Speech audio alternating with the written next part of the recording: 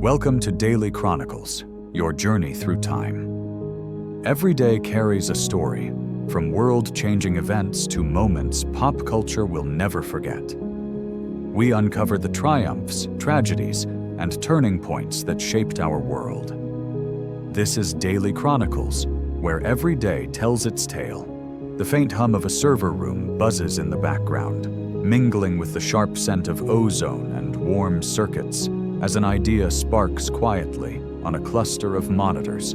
Glowing with green text against black screens, Tim Berners-Lee taps keys with a deliberate rhythm, each stroke sending pulses of logic through a network that stretches invisibly across Europe, while Robert Cailliau leans closer, tracing diagrams on paper with careful, looping ink, imagining a way to weave information together like threads in an endless tapestry. The air is tinged with anticipation, the metallic scent of machinery blending with coffee and the faint musk of late-night exhaustion as the first protocols take shape. HTTP, URLs, and HTML. Cryptic to most, but revolutionary to those who dare to dream of a connected world.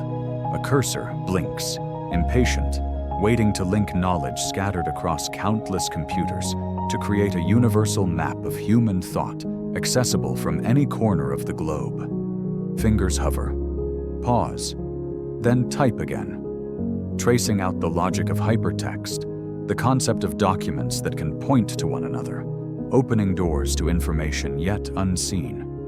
While outside the lab, the quiet hum of the city pulses like a distant heartbeat. Screens flicker, wires snake across floors, and the faint click of keyboards echoes like the ticking of a clock, marking the birth of something monumental. Paper stacks litter the desks, scrawled with diagrams of nodes and connections, each a tiny revelation, while the researchers sip tea, oblivious to the world outside, consumed by the thrill of possibility. The first servers come alive, boxes of metal and light, waiting to bridge continents, while the scent of solder and heated metal coils mingles with the stale odor of late-night air, an aroma of invention that hangs stubbornly in the lab. Berners-Lee and Cailliau exchange a glance, a quiet acknowledgement that the invisible architecture they're constructing will reshape commerce, knowledge, and communication for decades to come, even if the world doesn't yet know it. The first lines of code pulse like a heartbeat, a rhythm of creation, signaling the birth of a system that will shrink distances, collapse hierarchies, and democratize access to information.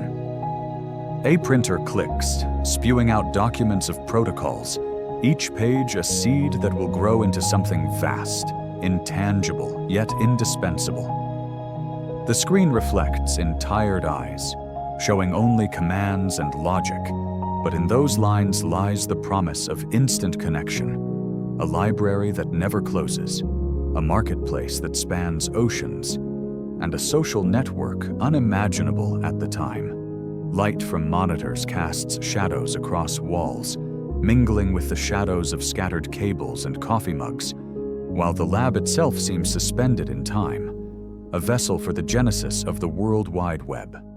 The hum grows louder in the imagination, carrying the weight of potential, a whisper that will soon become a roar, connecting billions, transforming how humans learn, communicate, and dream.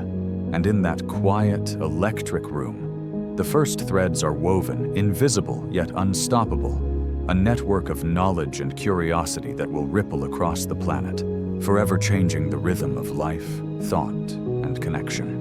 The quiet click of courtroom doors opens into a tension-filled room, carrying the faint scent of polished wood and legal papers, as whispers ripple among onlookers, anticipation hanging thick in the air.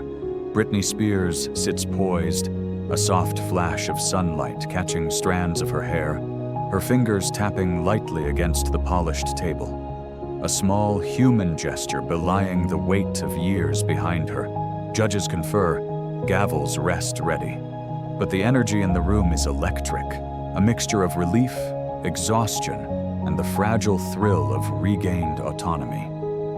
Cameras capture fleeting glances, the faint rustle of notepads as lawyers exchange nods, each motion a careful choreography after more than a decade of scrutiny and control. Outside, fans gather, their voices a murmur that swells into cheer as news trickles through, a collective exhale that vibrates across streets and screens, a palpable pulse of freedom felt worldwide. Memories of hearings past linger like ghosts, echoing in hallways lined with solemn faces, as every detail, permissions, finances, travel, and daily decisions, once dictated by others, is finally released back into her hands. Britney breathes, the air seeming lighter, carrying a hint of floral perfume and the faint metallic scent of courtroom fixtures. Her posture relaxed yet alert, the careful balance of someone reclaiming not just a life, but a sense of self. The weight of 14 years presses invisibly, yet the decision cuts it away like a sharpened blade, leaving space for laughter, spontaneity, and the ordinary chaos of daily choice. Reporters murmur questions, pens scratch, microphones hover, yet the room seems to bend around her presence, the story of control and courage crystallizing in this moment. Her eyes glimmer with the reflection of cameras and sun, a mix of fatigue and triumph, a human heartbeat carrying the resonance of every fan's vigil, every whispered prayer, every article and documentary chronicling her struggle. The ruling is final, crisp, and reverberates quietly yet powerfully, echoing the dismantling of a system that held tight for over a decade. In homes and streets worldwide, the news is shared with cheers, tears, and the swell of music. Her own voice, perhaps, or the songs that marked both her confinement and her rise. Legal documents shuffle, microphones click off, yet the energy lingers, a vibration of regained agency that stretches far beyond the walls of the courtroom. Britney's smile, subtle but luminous, speaks of cautious hope, of dreams deferred yet never extinguished, of the resilience required to endure scrutiny, control, and public obsession. The room exhales with her, the walls holding silent testimony to a victory both personal and cultural, a landmark of autonomy that resonates with anyone who has fought for control over their own life.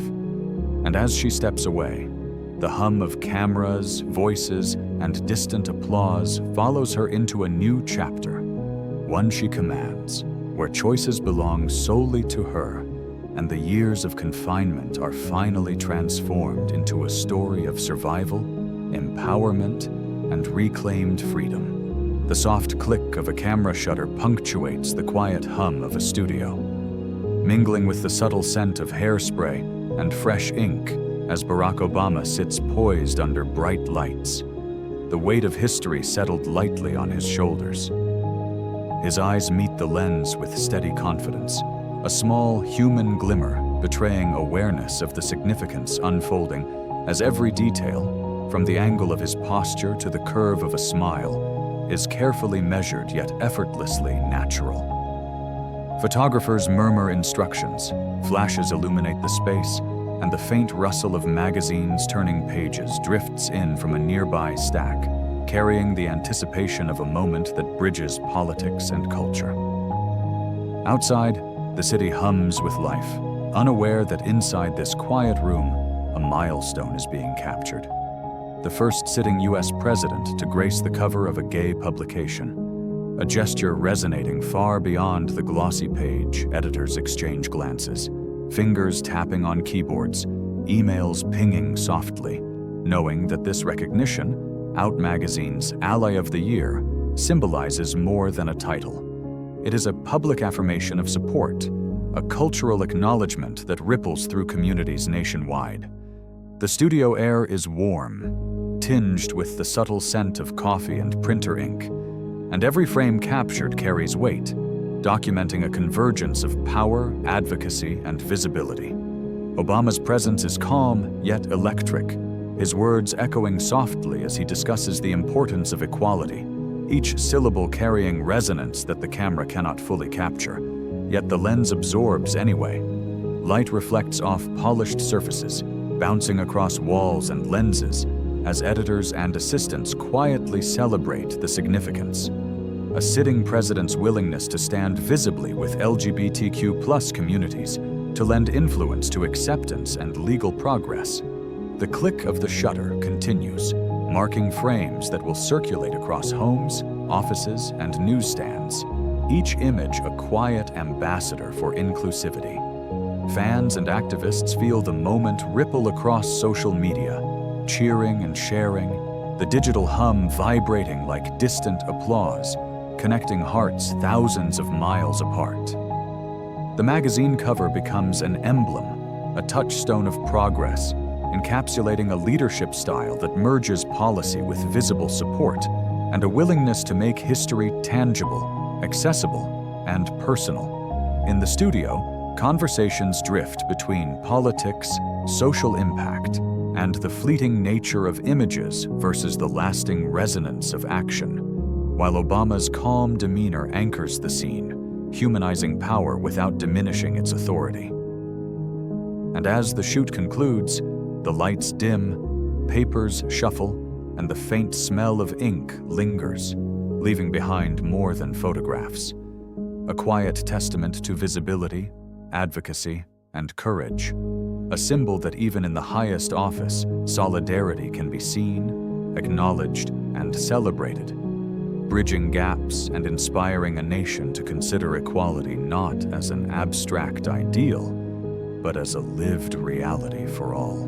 The roar of engines shakes the air, a metallic tang of burning fuel and hot rubber clinging to the track, as Michael Schumacher navigates the tight corners of Adelaide with laser focus, sweat prickling his brow beneath the helmet. Tires screech against asphalt, a high-pitched cry of friction that mingles with the rhythmic pounding of his heartbeat, each turn a delicate negotiation between speed and control. A sudden jolt, the crash rocks the car, metal twisting, sparks flying like miniature fireworks, and the smell of scorched rubber and smoke floods the cockpit. But instinct and training keep him steady, fingers tight on the wheel, eyes scanning the track for a path forward. Mechanics and team members freeze, their shouts cutting through the roar as Schumacher steadies the car and presses on, the adrenaline sharpening every sense, every calculation. The championship hangs by a thread, yet every gear shift, every brake modulation, every daring overtake resonates with years of discipline and relentless pursuit of perfection. Damon Hill pushes hard, the sound of his engine a constant echo in the background. But Schumacher's precision, honed through countless laps and countless risks, keeps him in contention. The 33-point margin silently swelling with each completed lap. Sunlight glints off the car's curves, reflecting a kaleidoscope of color across the pit lane, while the smell of burning fuel and hot brakes weaves with the metallic tang of adrenaline, creating an atmosphere heavy with tension and triumph. Fans hold their breath in stands that rise like a canyon of expectation, waving flags that ripple in the wind, the collective heartbeat of thousands synchronized with the rhythm of racing engines. Each corner is a negotiation with danger, each straightaway a chance to gain or lose everything. And Schumacher feels the weight of history pressing lightly but insistently against his shoulders. The crash is a reminder of mortality, the fragility of man against machine. Yet it does not define the race. His skill, strategy, and nerve propel him forward, every movement calculated, every decision critical. As the checkered flag waves, a mixture of exhaust fumes and dust filling the air, the roar of the crowd explodes, a tidal wave of relief and exhilaration, the echoes of engines fading into celebration. Michael Schumacher steps from the cockpit, heat radiating from his body, helmet removed to reveal a face flushed with effort and exhilaration. And in that moment, the magnitude of the achievement crystallizes. Second consecutive F1 World Drivers' Championship secured, a testament to talent, determination, and an unyielding spirit. Pit crews cheer, cameras flash, and the legacy of a champion is sealed, not just by points or trophies, but by courage under pressure, the willingness to face danger head-on, and the grace to claim victory even when the margin between glory and disaster is measured in milliseconds and sparks.